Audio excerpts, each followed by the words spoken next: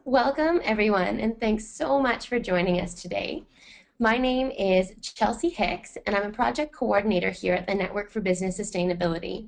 And I'm joined on the line today by two of my colleagues who really played a major hand in organizing today's webinar. That's Dr. Maya Fishhoff, our knowledge manager, and Jessica Kilcoyne, our communications coordinator. So thanks to them for their contributions. And thanks to you guys in advance for making today's webinar so successful. We're going to start with some instructions on how to use the webinar technology just so you can get the most out of today. And today's webinar will be interactive, so you will be asked to engage with the technology, and I'd like to make sure you understand. So please make sure your microphone is on and the volume is turned up. You will have the chance to share your thoughts and your questions by audio. So please make sure your microphone is on. We'll have designated times when you can contribute. So after each of our three guest speakers today, there will be time for a question and answer period. And then at the end of the webinar, we'll hold about 10 minutes when we'll invite you, all of the faculty on the line, to share any of the strategies that you've used in your own classroom to teach sustainability and advice for doing that. So when you want to share something, I'll ask you to raise your hand. And you can see on the screen that there's a little raise hand button. Can I get you to practice raising your hand now? If everybody could just push that button for me so I know that everybody's comfortable with it. I see lots of hands going up. Excellent. I'm going to give everybody about 5 more seconds. Hands up.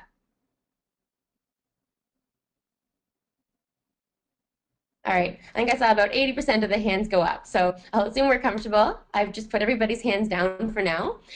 When I see your hand go up, I will activate your microphone and welcome you to speak, so I'll call you by name.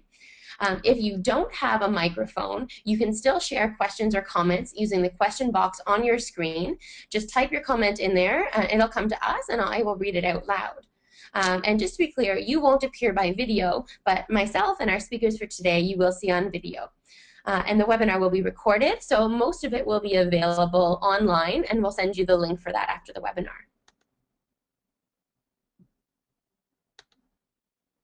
And as most of you know, or I'm assuming you know, today's webinar is really about concrete strategies for teaching sustainability in marketing classes. So the goal of today's webinar is to really give you as faculty strategies, activities, cases, projects that you can take into your own classrooms and use to embed sustainability. Before we go any farther, I think it'll be really useful if we stop and give a working definition of sustainability for the purpose of this webinar. Now, there's a lot of definitions of sustainability, so we won't try and find one that we all agree on, but for today, we're taking a really broad stance. So anything that includes social and environmental issues integrated with business impact. And you'll recognize many of the subtopics that you're probably familiar and quite comfortable with, including ethics, corporate social responsibility, poverty alleviation, stakeholder engagement. All of these types of topics are rolled into the umbrella of sustainability. And so again, thinking on your own teaching for the period at the end of the webinar, if there's anything that related to these topics that you do include, I'd welcome you to share. I'd just like to tell you a little bit about the Network for Business Sustainability and who's organizing this webinar.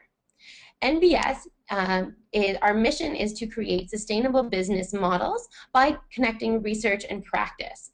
And so we take research or practice-based questions and challenges in sustainability and create research-based resources to solve that. And so the result is we have over 200 articles at different levels, some of them one-page primers, some of them much more weighty, up to 100 pages of in-depth but very student-accessible materials. And all of these materials are available free on our website as part of our public mandate. So if you're looking for research-based, digestible materials for your students, I'd highly suggest that you check out what we've got. And just to kind of give you an example or a flavor for the stuff that would be relevant to you as a marketing professor, here's a couple of examples. So research insights are fairly lightweight. They are one-page catchy summaries of leading academic articles. And so a couple of examples that you might find really interesting are successful marketers make buyers feel good, not guilty, or CSR provides reputation insurance when products fail. Now these could be readings to a company, for example, a lecture on one of these topics. If you're looking for something more in-depth, consider our systematic reviews, and one that might be particularly interesting to you is our systematic review on socially conscious consumerism. If you're looking to access our resources, you can do so at www.nbs.net. And all of our resources are searchable in 3 ways: by topic, business function, and publication type. And so, for example, if you click on marketing under business functions, that will link you to all of our content related to marketing. If you are interested in seeing what we come out with each month, I'd also invite you to subscribe for our newsletter. It comes out once a month and will keep you linked with all the new content. All right, and that's it from me.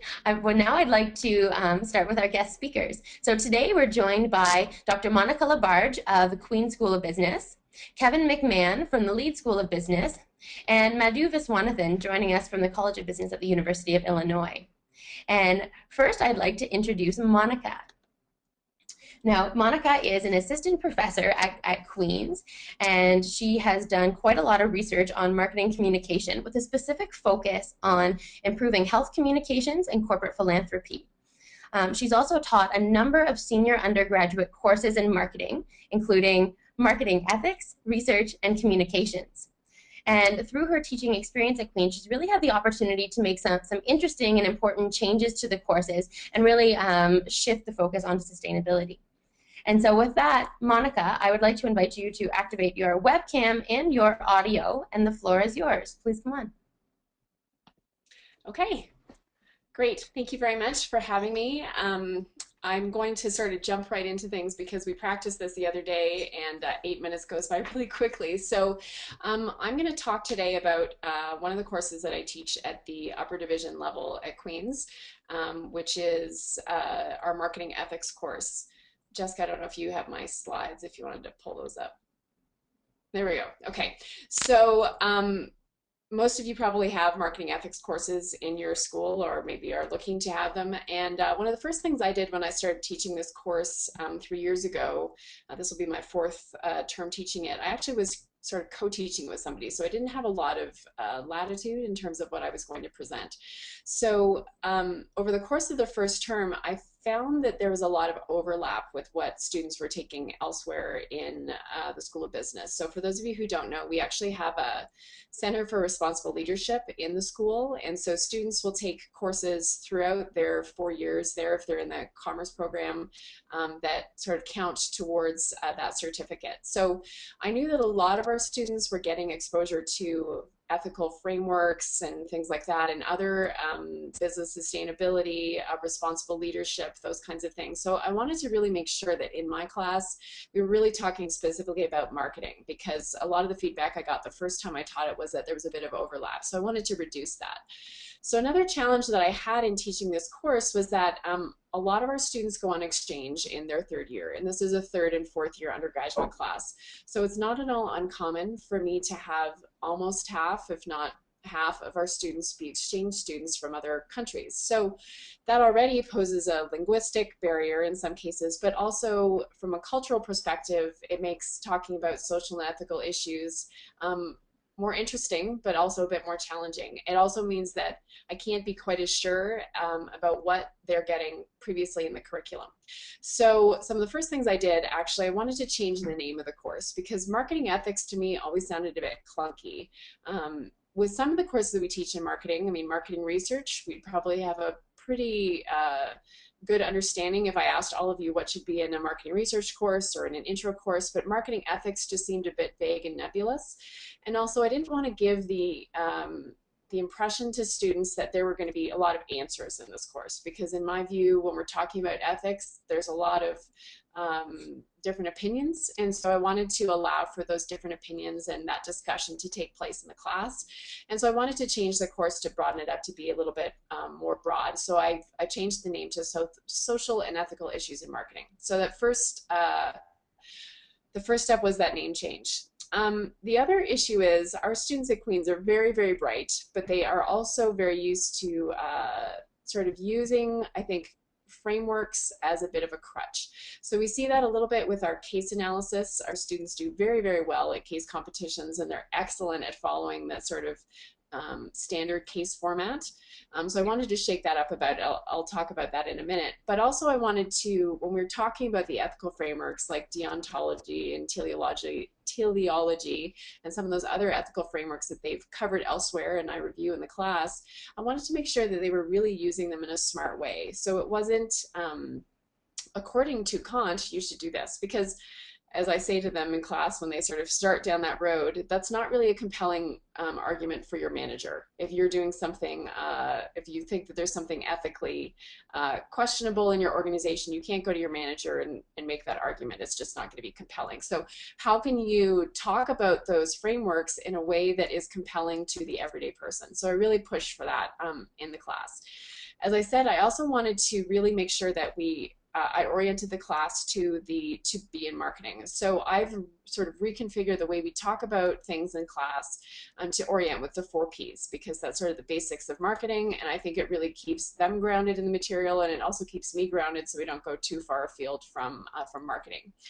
And then finally, I wanted to take the opportunity to expand the course a little bit to include things that weren't being covered elsewhere in the curriculum that are related to socially relevant areas of marketing. So not-for-profit marketing, that also coincidentally jives with my research interests. Also cause-related marketing, nobody else was really talking about that. And social marketing, the sort of old school how to sell brotherhood like soap. So those kinds of things. Okay, Chelsea, if you want to move to the next slide. All right, I'm already running out of time, so I'm going to try and move things along here. So I mentioned that I use cases, and we use cases a lot in the business school.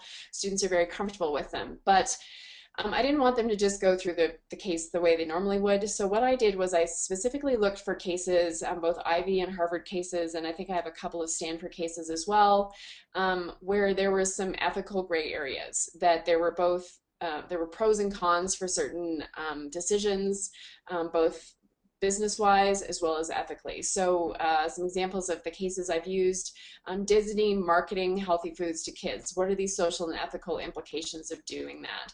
It might help obesity, but is it also increasing consumerism? We looked at the product red case, which is a great example of cause-related marketing, which we talk about in the class.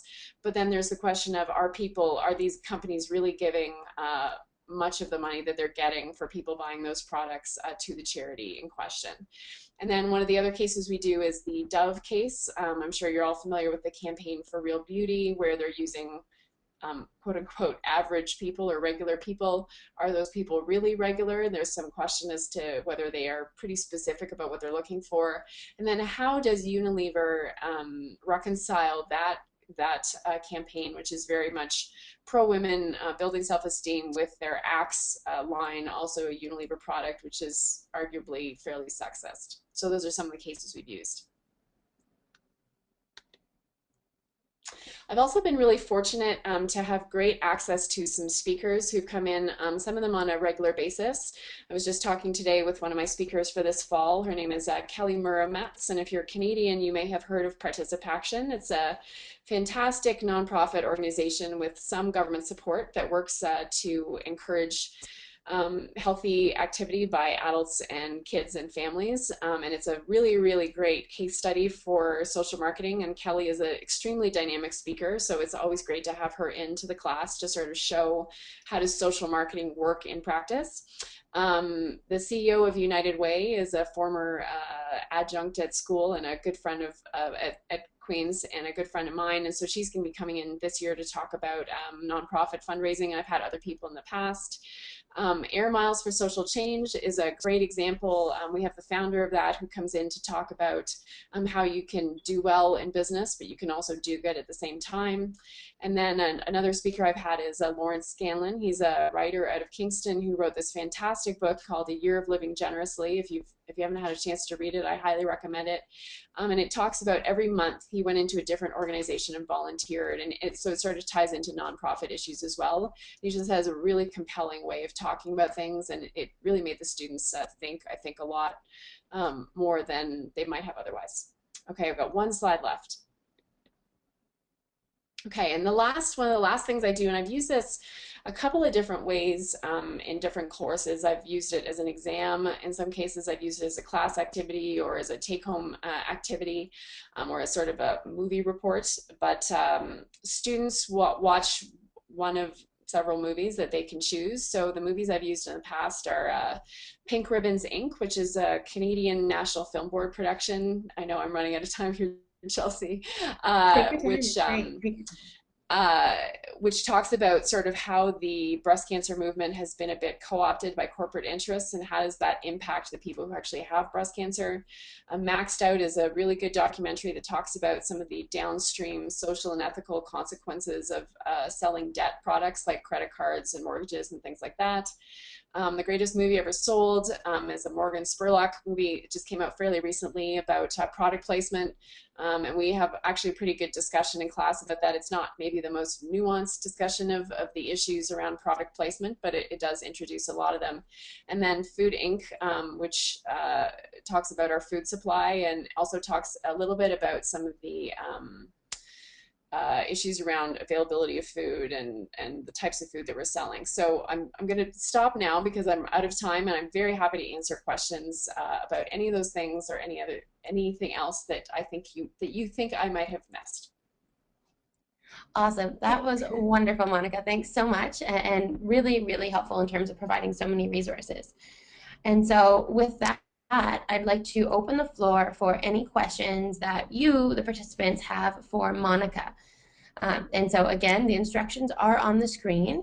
If you have a question or a comment that can be related to the materials, strategies for teaching, please raise your hand and I will call your name and activate your audio.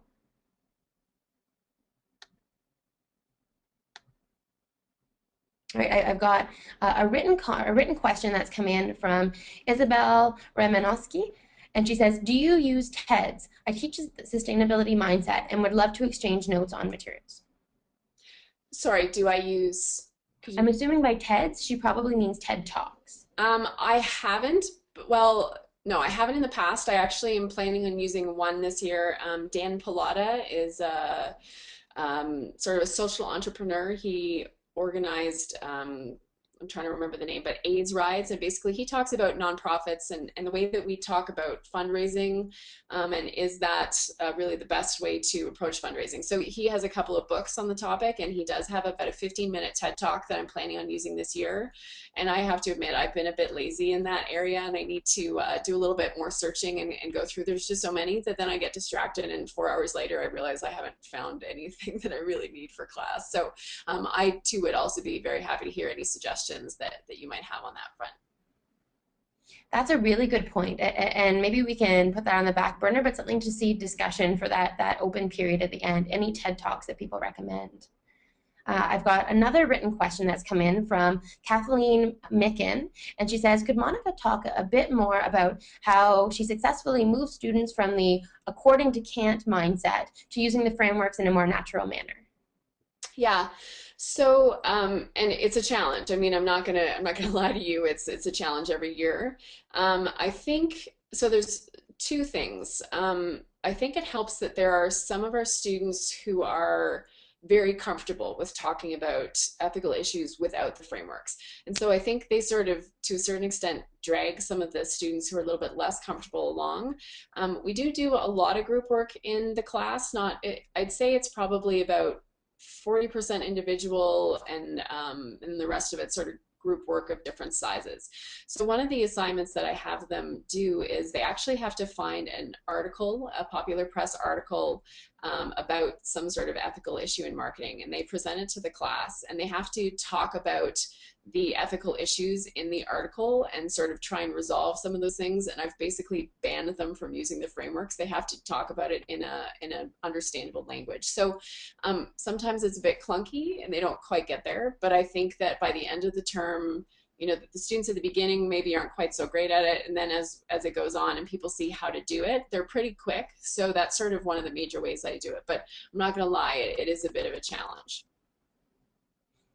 Great. So I see we still have a few more questions, including Rob. I've seen your question, but I think that's all the time we have for this point. So hold on to those, and if we have time at the end, we can maybe come back to them. But Okay. thanks so much, Monica. That was Okay. wonderful. And yeah, we'll talk to you during the open period at the end. Okay. Okay, and with that, I would like to introduce our second speaker, Kevin McMahon. Kevin is joining us from the Leeds School of Business, where he's an instructor in marketing. But prior to joining Leeds, he really developed quite an extensive CV of professional experience, including launching his own marketing firm called Castro McMahon. And now, since he's been at Caesar, he's really been part of a really interesting movement towards a more sustainable education as a whole at Caesar, or at Leeds. And Caesar, who I'm referencing, is the center that Kevin is a part of. It's the Center for Education on Social Responsibility. And Kevin, along with the center, has helped to really embed sustainability in the curricula of the Leeds School of Business, including marketing, where Kevin really puts a sustainability flavor on his core marketing classes. And these efforts have helped the Leeds School of Business to become ranked number 6 in the United States for undergraduate sustainability education, according to Business Week. So quite an accomplishment, and in no small part attributable to Kevin's work. So Kevin, with that, I will turn the floor over to you, and thank you for joining us. Great. Thanks very much for having me, Monica. I thought that was really fascinating. I've scribbled down a bunch of notes. I'll be stealing your ideas right and left. I wanted to start by talking a little bit about Caesar, which is the Center for Education on Social Responsibility at the Leeds School of Business at the University of Colorado. And the center itself was started in 2006 as part of the Leeds family's naming gift. And their goal was to infuse values into business education. So, of course, there are many different definitions of sustainability, people, planet, and profits. We really focus on getting students to apply their own values and be able to defend those choices as they go through all of their business education here. And I think we've been fairly fortunate over the last 7 years through a lot of hard work and expansion of the program to start to develop a national reputation. Next slide. So our goal as a center, just quickly, is to develop socially conscious, values-driven business leaders of tomorrow. And then within the center, we're trying to develop a reputation as being a leader on education. So we have some programs like a curriculum think tank where we get together every other month with faculty on a large conference call and exchange best practices and things like that. Next. So what I wanted to talk to you about is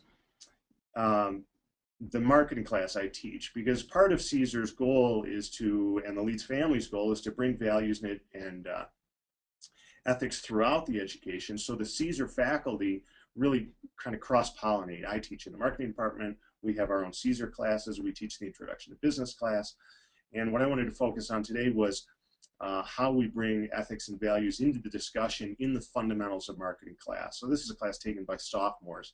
And you can see the general outline of the class. I'm sure it's not much different than a lot of introduction to marketing classes. We start with what is marketing, what's an exchange, defining an organization or business for them, and then talking about the context in which we make marketing decisions, starting with a market environment, a free market environment, and the benefits of that.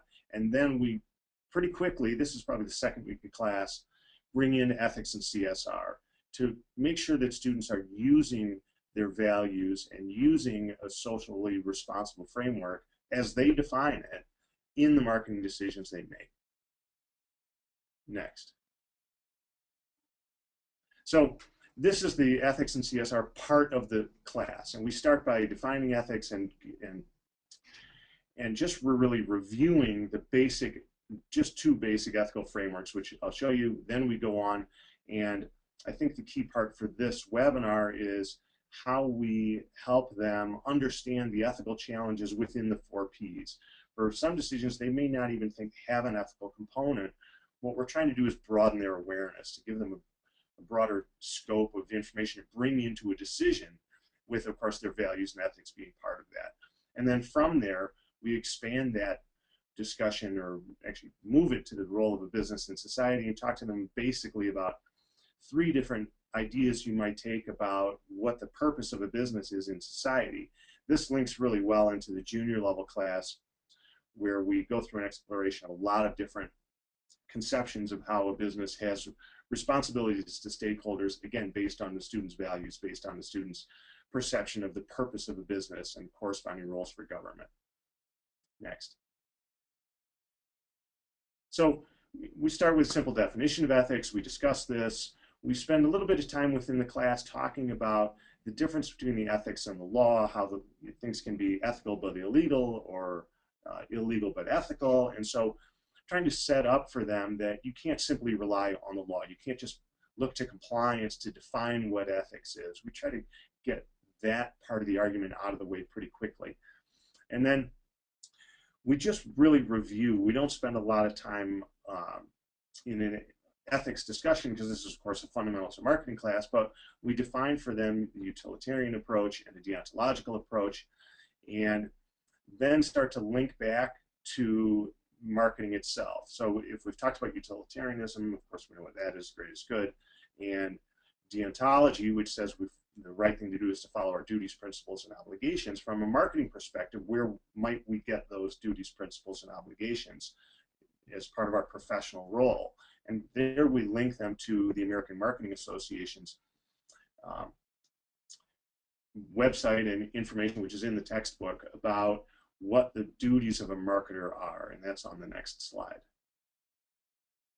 So just some of the things that the AMA says, that as marketers, the ethical choice is, you can see, do no harm, create trust in the marketing system, and embrace ethical values.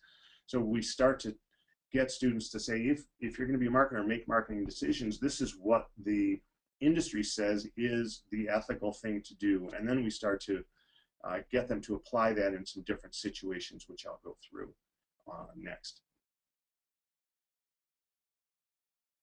Are we going forward or backwards? Okay, so by the way, this is a class of about 200 students, and if you've taught a class of 200 students, you know it can be difficult to generate in-class discussions, but that's a big part of what I try to do in these classes, and make them smaller, make them more personal, so that students are expressing their own point of view. And we started a large discussion of a really basic question: what's the best price to charge?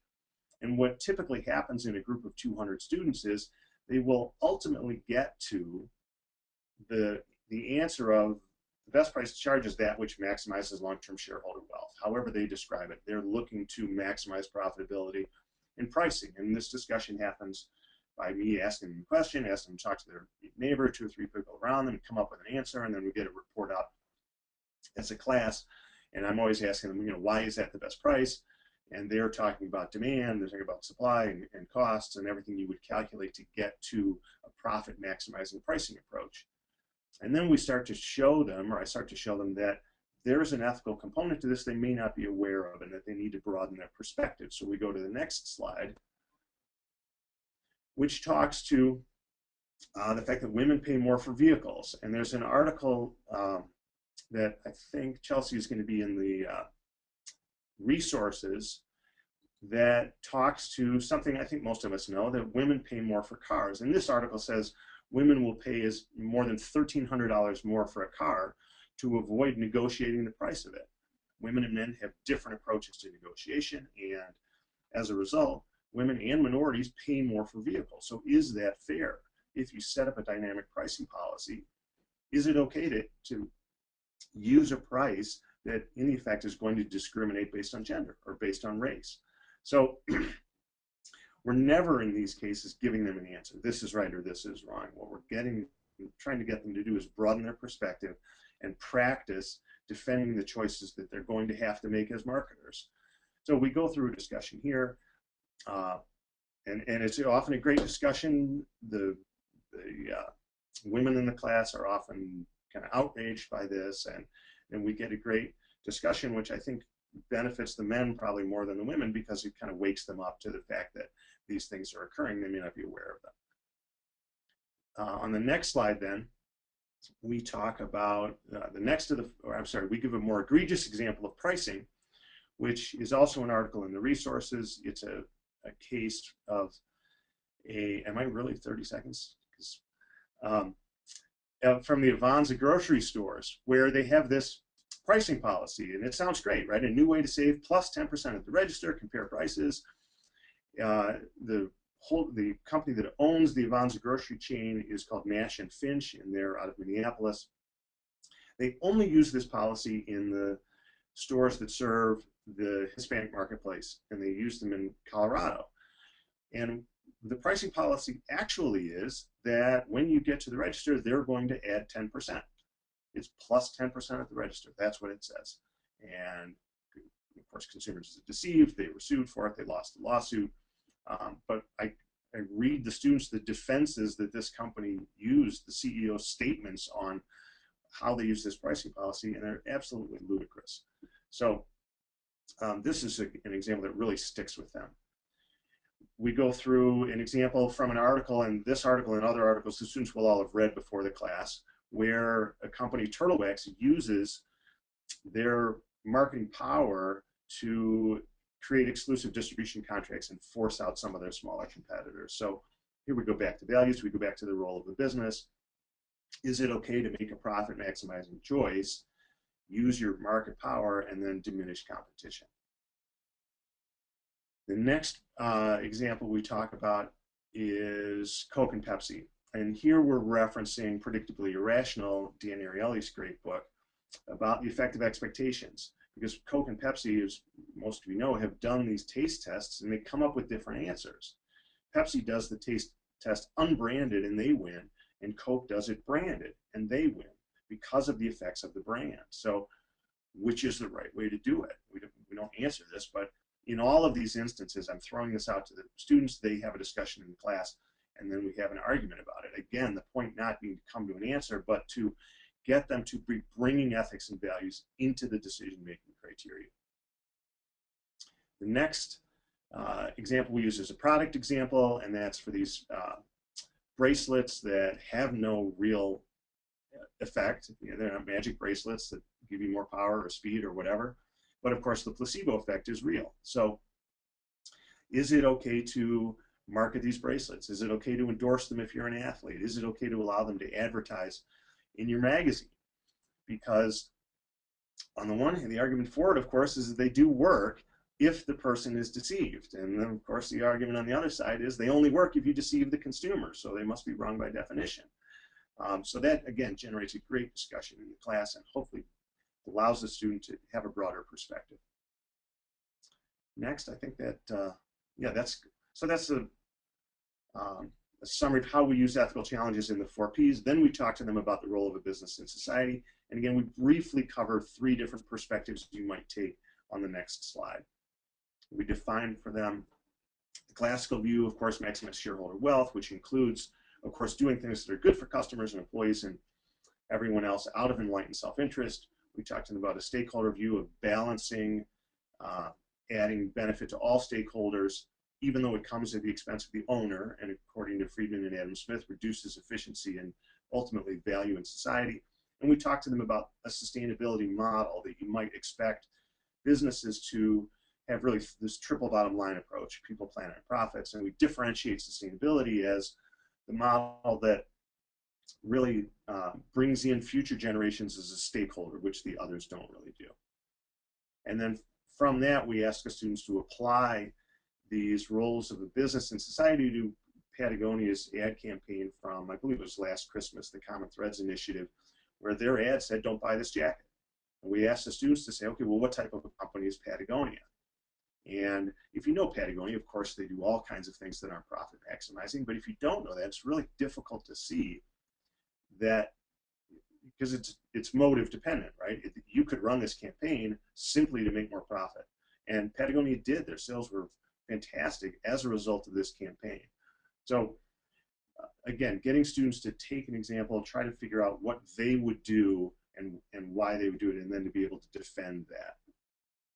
And of course, they've read an article about the Common Threads Initiative as well. There's a lot of information on that online as well. And I think that's it. Yeah. So with that, I would like to open the floor to you, the audience. And so hopefully throughout today, you've sort of been thinking about how does this fit into your classes? Maybe what are some of the struggles you've had or cases that have worked really well, projects. And so at this point, the floor is yours. I would invite you to share textbook suggestions, case suggestions, interesting debate topics, something like what Kevin did. You are really the experts here, and your contributions will add a lot of richness. So I'll give people a couple minutes to think on that.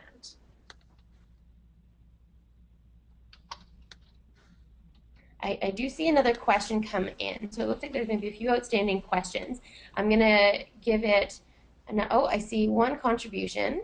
Excellent, coming in from Konstantinos. Konstantinos, I'm going to unmute your microphone. Please do go ahead and chat.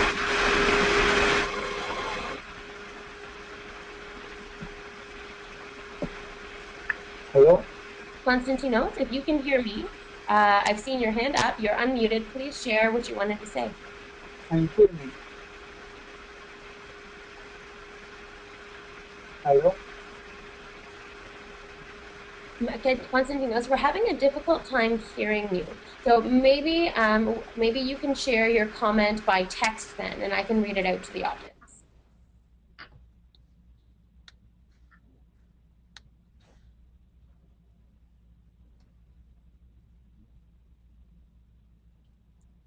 Okay, not seeing any more hands up. And seeing some questions coming in. At this point, I'll shift to extending the question period. So these questions can be directed to any of the speakers. I see Konstantino's question, what kind of books do you use as core textbooks? And so if any of these speakers want to comment on core textbooks, please go ahead.